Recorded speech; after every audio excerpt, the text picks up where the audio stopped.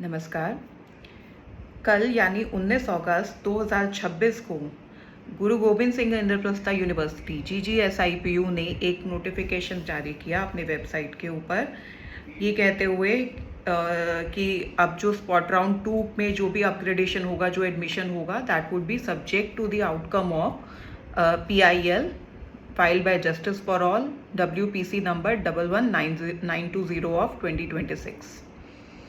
इस वजह से कुछ पैनिक क्रिएट हो रहा है और कंफ्यूजन है पब्लिक के अंदर कि भाई ये क्यों हुआ है, क्या रीज़न है, किसने क्यों चैलेंज किया गया है, क्या इशू है उसमें, जिसका क्लैरिफिकेशन यूनिवर्सिटी ने नहीं दिया है। अब जस्टिस फॉर ऑल की मैं सेक्रेटरी हूँ, एडवोकेट शिखा शर्मा भगा, और हमने ये PIL 2024 में भी इस इशू पे फाइल किया था। इशू हमारा ये है कि सीट्स जो दिल्ली कोटा के अंदर हैं, जो ये यूनिवर्सिटी दिल्ली स्टेट के अंदर रिकॉग्नाइज्ड है, और दिल्ली प्रोफेशनल कॉलेजेस एक्ट 2007 में जब इनैक्ट हुआ, उसमें ये मतलब कानून बनाया गया कि जितनी भी यूनिवर्सिटी कॉलेजेस जो दिल्ली के अंडर में आते हैं, दिल्ली गवर्नमेंट के अंदर डायरेक्ट आते हैं या दिल्ली गवर्नमेंट बनाती है, तो उन कॉलेजेस में 85% सीट्स का रिजर्वेशन दिल्ली के डोमिसाइल वाले कैंडिडेट्स के लिए होगा। हर एक स्टेट का अपना अपना डोमिसाइल होता है, ऐसे ही दिल्ली का भी है। लेकिन गुरु गोबिंद सिंह इंद्रप्रस्थ यूनिवर्सिटी की जो पॉलिसी है, पता नहीं ये लोग कहाँ से लेकर आते हैं, बट ये हर साल इनका प्रैक्टिस रहता है कि 1-2 राउंड्स तो ये करते हैं रिजर्वेशन पॉलिसी के हिसाब से एडमिशन्स। उसके बाद जो थर्ड राउंड, फिर उसके बाद स्पॉट राउंड शुरू करते हैं, स्लाइडिंग राउंड करते हैं, उसमें ये सीट डी रिजर्व कर देते हैं सारे कैंडिडेट्स को, चाहे वो दिल्ली के हों, आउटसाइड दिल्ली हो, कोई रिजर्व कैटेगरी के हों, सबको बराबर करके एक ही कैटेगरी में रख के उनको compete करवा देते हैं। इसका क्या लॉजिक है पता नहीं, जबकि ये वायलेशन है एक्ट का। अगर कानून में कोई गड़बड़ है तो कानून को बदलना चाहिए। कानून का वायलेशन करने का IP यूनिवर्सिटी के पास कोई राइट नहीं है। और इसमें गलत भी क्या है, जब हर स्टेट का अपना अपना डोमिसाइल है, तो दिल्ली के भी बच्चों के लिए, दिल्ली के कैंडिडेट्स के लिए भी अपना डोमिसाइल होना चाहिए। उनको भी क्योंकि वहाँ की स्टडीज़ अलग हैं, यहाँ पर के जो उनको compete करना पड़ता है, उनको जो एग्ज़ाम फेस करने पड़ते हैं वो अलग है। बाकी स्टेट्स का अपना अपना अलग अलग लेवल है।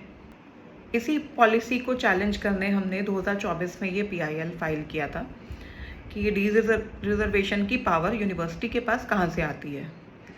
और उस समय पर हमें जो कोर्ट ने बोला कि आप ये रिप्रेजेंटेशन अपनी लेफ्टिनेंट गवर्नर को दीजिए, और लेफ्टिनेंट गवर्नर जो कि चांसलर होता है यूनिवर्सिटी का, GGSIP यूनिवर्सिटी के जो चांसलर हैं वो लेफ्टिनेंट गवर्नर ऑफ दिल्ली है, तो उनको आप रिप्रेजेंटेशन दे दीजिए, लेट हिम डिसाइड।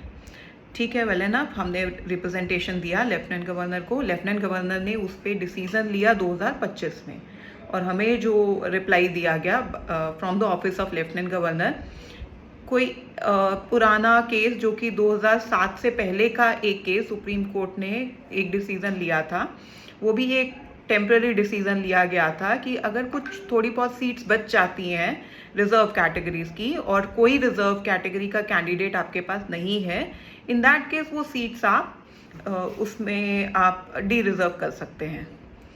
उसके बाद जब ये कानून बन गया 2007 में, तो अब जब सीट रिजर्व किया, और ये सिर्फ रिजर्व उन जो SC ST EWS वाले बच्चों के लिए नहीं हम बात कर रहे हैं, उनके लिए भी इशू है।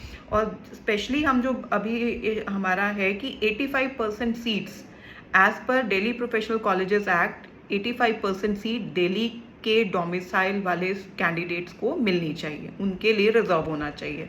जब तक दिल्ली का एक भी कैंडिडेट है, तो वो कैंडिडेट को आप बाकी लोगों के साथ compete नहीं करा सकते हैं। उनके लिए जब सीट रिजर्व्ड है, जब तक उनकी सीट नहीं भर जाती, तब तक वो यहाँ पर उनका रिजर्वेशन आप ख़त्म नहीं कर सकते। अब इस साल भी वही सेम प्रॉब्लम, फर्स्ट राउंड हुआ यूनिवर्सिटी में, सेकेंड राउंड हुआ, ठीक है, थर्ड राउंड में इन्होंने डी रिजर्व किया, जो नोटिफिकेशन निकाला, लेकिन उसमें बहुत क्लियर वर्ड्स में नहीं लिखा था कि हम ये सीट डी रिजर्व कर रहे हैं, जबकि थर्ड राउंड में भी डी रिजर्वेशन हुआ। अब जब स्पॉट राउंड 2 का नोटिफिकेशन आता है 14 अगस्त 2026 को यूनिवर्सिटी की वेबसाइट के ऊपर नोटिफिकेशन जारी किया जाता है। उसमें क्लॉज 3 में बड़े साफ शब्दों में लिख दिया जाता है कि अब कोई भी रिजर्वेशन नहीं रहेगा। सारे के जितने कैंडिडेट हैं, कोई फ्रेश भी अप्लाई कर सकता है, जिनका नहीं है, कोई अपग्रेडेशन चाहता वो भी कर सकता है। तो अगर फ्रेश कैंडिडेट्स भी आज आ सकते हैं तो और भी दिल्ली के कैंडिडेट भी आ सकते हैं जिनका कहीं एडमिशन नहीं हुआ होगा। दिल्ली के कैंडिडेट तो वेट करते रहें, वो दूसरे स्टेट्स में जाके अपना लक ट्राई करें और वहाँ पर जाकर इंस्टीट्यूट्स में एडमिशन लें, जबकि यहाँ सीट्स इतनी सारी अवेलेबल हैं।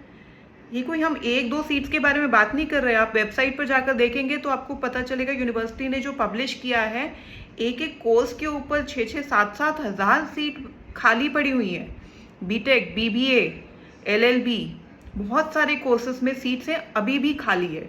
और इन सीट के ऊपर जो बेटर इंस्टीट्यूट्स हैं, जहाँ पर एक दिल्ली का कैंडिडेट डिजर्व करता है, अगर वो उसका रिजर्वेशन होता और उसको वो सीट मिलनी चाहिए उस कॉलेज स्पेसिफिक, किसी ABC कॉलेज में जिसको वो चाहता है, या उसका पास है, या फॉर वट एवर रीज़न, उसको ना दे के आप कह रहे हैं कि आप ऑल इंडिया लेवल पे आप कैंडिडेट्स के साथ compete करो और आपका लक ट्राई करो। इस बार जो हमने चैलेंज किया है वो 14/8/2026 का नोटिफिकेशन चैलेंज किया है, जिसमें स्पॉट राउंड 2 की बात है। और लेफ्टिनेंट गवर्नर का जो ऑर्डर 2025 में जस्टिस फॉर ऑल के नाम पर आया, उसको चैलेंज किया है। तो इस पूरी पॉलिसी को जब चैलेंज किया है हमने, तो इसमें कोर्ट ने इनसे जब पूछा, जवाब मांगा, तो IP यूनिवर्सिटी से जवाब मांगा है, डायरेक्टरेट हायर एजुकेशन से, लेफ्टिनेंट गवर्नर ऑफिस से, देन एडमिशन रेगुलेटरी कमेटी से, और जो कुछ एक पार्टी हमने बनाया है, कुछ एसोसिएशंस हैं जिसमें कि प्राइवेट इंस्टीट्यूट्स के मेंबर्स हैं, तो उन प्राइवेट इंस्टीट्यूट से भी जो GGSIPU से एफिलिएटेड है, उनसे जवाब मांगा गया है। तो कि भी कैसे आप सीट्स को डी रिजर्व कर सकते हो। दिल्ली डोमिसाइल के स्टूडेंट्स को की सीट्स पे आप दूसरे कैंडिडेट, वो भी तब जब दिल्ली के कैंडिडेट्स अवेलेबल हैं, इतनी सारी सीट्स अवेलेबल हैं, तो आप उसको डी रिजर्व कैसे कर सकते हैं। तो उसको देखते हुए कोर्ट ने ये बोला है कि अभी जो भी अब नेक्स्ट एडमिशन्स होंगे, अब आप एडमिशन कीजिए, जो भी इसमें अपग्रेडेशन या एडमिशन्स होगा, तो that would be subject to outcome. तो ठीक है, तो लेट्स सी कि अब आगे क्या होता है, किस तरह से इसको कोर्ट देखता है। तो हमारा तो कंसर्न ये है कि कानून अगर है तो उस कानून का वैसे ही पालन होना चाहिए, नहीं तो कानून ही हटवा दो आप। फिर इतना ही आपको प्रॉब्लम है कि आपकी सीटें नहीं भरती हैं, तो आप कानून ही हटवा दो। ऐसा नहीं है कि दिल्ली में बच्चे ख़त्म हो गए हैं, कैंडिडेट्स है ही नहीं है, उनको सीट नहीं, बाहर से, दिल्ली के बाहर से कैंडिडेट्स को दिल्ली में आना पड़ रहा है और दिल्ली के कैंडिडेट्स को दिल्ली से बाहर जाना पड़ रहा है। तो there is no logic behind that. तो इसी पर्पज़ के लिए आपकी भी कोई और ग्रीवेंसेस है regarding the functioning of GGSIPU university, तो आप भी हमें अपना टैग कर सकते हैं, हमें शेयर कर सकते हैं अपनी ग्रीवेंसेस। और ये वीडियोस भी आप ज़्यादा से ज़्यादा लोगों तक शेयर कीजिए, जिससे कि जो पैनिक क्रिएट हो रहा है, एटलीस्ट वो पैनिक नहीं हो, लोगों को पता चले कि ये PIL किस पर्पज़ के लिए फ़ाइल किया गया है। Thank you.